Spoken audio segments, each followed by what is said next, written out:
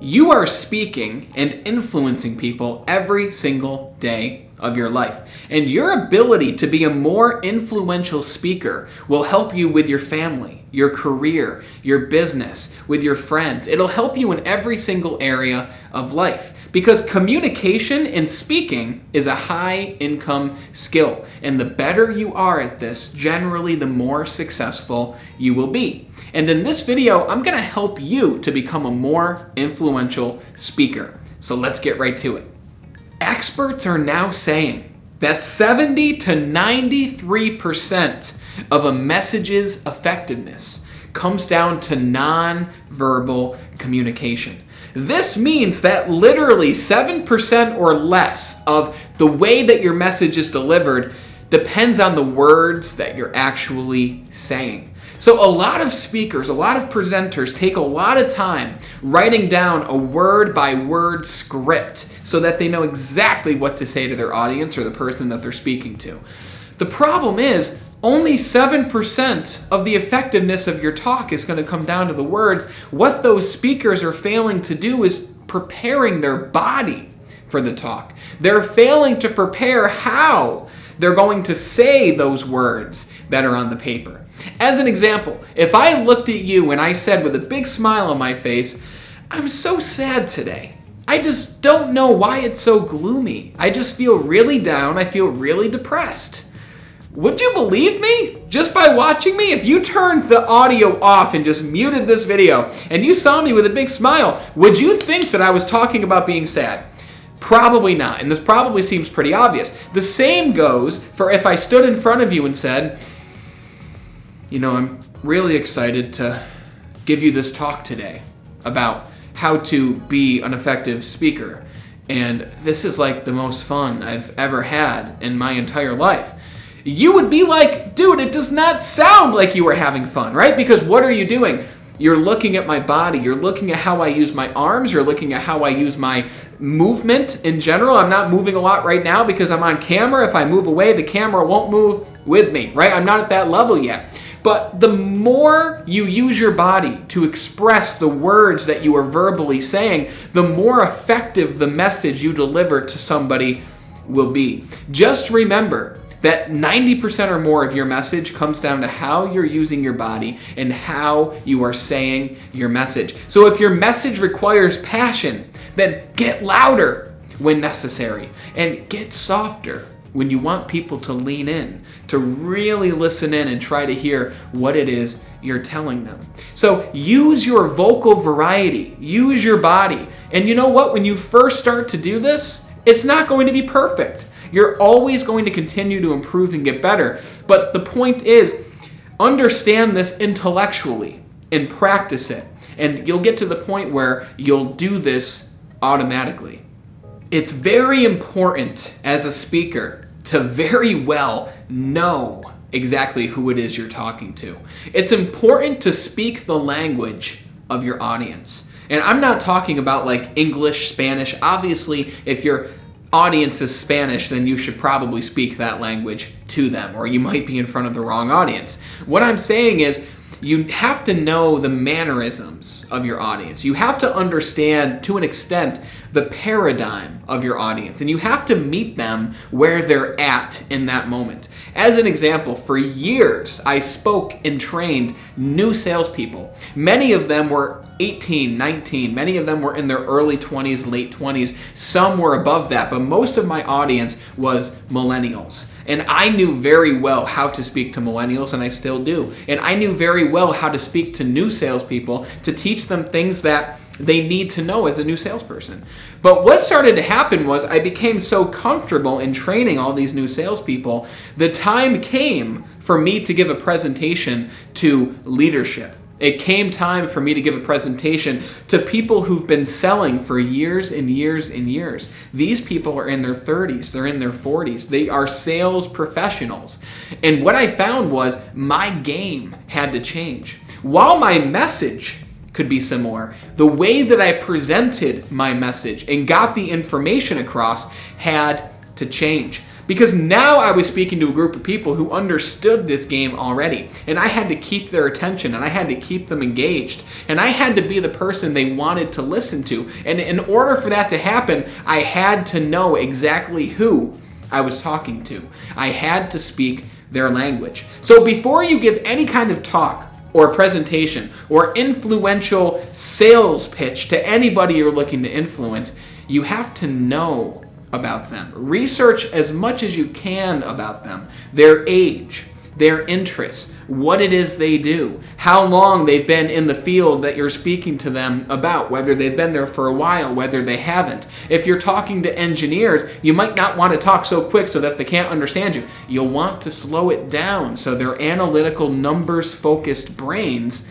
can digest the information. If you're talking to salespeople who've been doing it for a while and they talk like this and they talk fast like a city slicker, then you might want to adjust your tone so that you're speaking fast like they are, so that they want to listen to you and take in the information that you're delivering to them. So just remember, know your audience and speak your audience's language if you want to be the most successful you can as a speaker.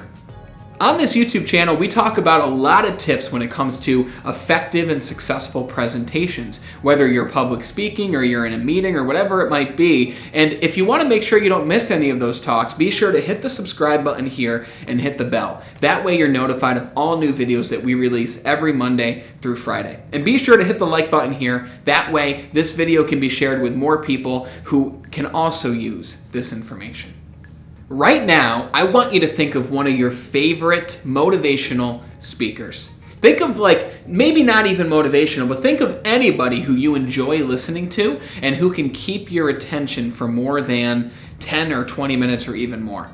And when you have this person pictured in your mind, I want you to ask yourself, why is it that I'm engaged when this person is speaking? Why is it that I gravitate towards this person?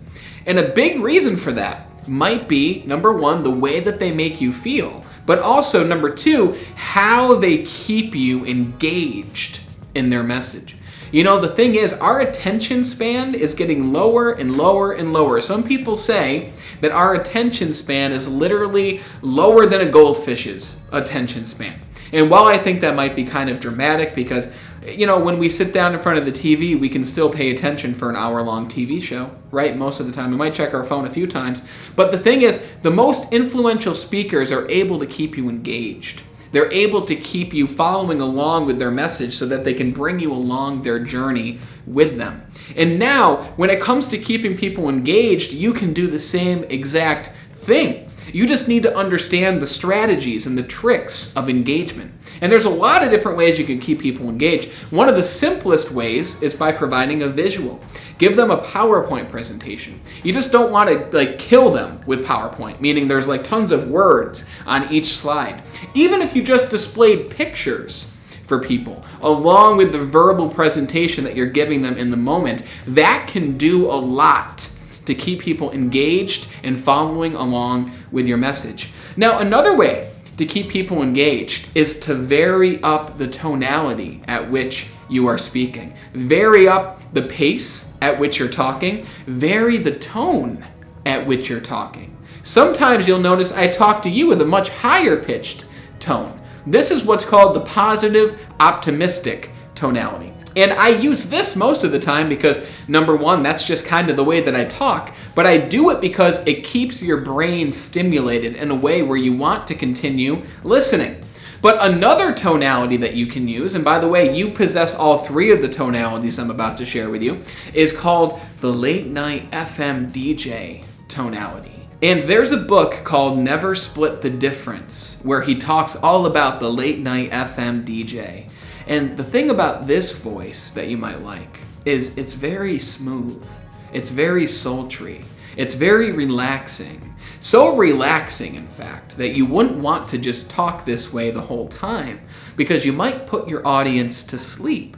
But what you'll notice is when I talk in this voice more and I get quieter, you kind of want to lean in to hear what I'm going to say next. And it definitely has its uses, which leads us to the third voice that you might want to use. And I use this one a lot. I probably use this voice the second most of any tonality that I use, and it is the commanding voice, When I want you to do something, I will speak to you in this voice. Because when you talk to somebody in this voice, the commanding voice, some people might call this the mansplaining voice, right? It gets your brain to say, oh, I need to do what this person is telling me to do, because a commanding voice always ends in a downward inflection. Commanding voice and FM DJ have a downward inflection. The positive, optimistic voice has an upward inflection. Even at the end of my sentences, I might end it with a question, such as that. Even though I didn't ask you a question, it sounded like I was because of the way that I ended it. So remember, the positive, optimistic voice, your late night FM DJ voice, and your commanding voice, they all play a part in your talks and while you're speaking. And then you can ask yourself, which ones do you feel more comfortable with, and where can you incorporate the voices that you aren't using in order to keep people more engaged. And then another very small tip to help keep people engaged, and you don't have to try to force this, only do it if you think that there's an appropriate moment for it. Don't be afraid to make a joke. Don't be afraid to lighten the mood a bit, especially if you're in like a corporate meeting, or you're presenting to investors, or you're presenting to a very serious group of individuals. Just remember, we're all human. We all like to have fun. We all like to smile. We all like to laugh. So if there's an appropriate moment to crack a joke and make people smile, crack the joke, right? And listen, if no one laughs, no problem. Just move on. Don't let it hold you up. The reality is, we're all people who like to have a good time, and it can actually interrupt somebody's pattern. Even if they weren't listening, they'll see other people laugh and they'll laugh, and now they're going to pay attention to you because you re-engage them with your talk. If you found these tips and strategies helpful, then I want you to watch this video next, where we'll go deeper into these presentation principles and techniques to help you become a more influential and powerful speaker. And until we talk again next time, continue to be better.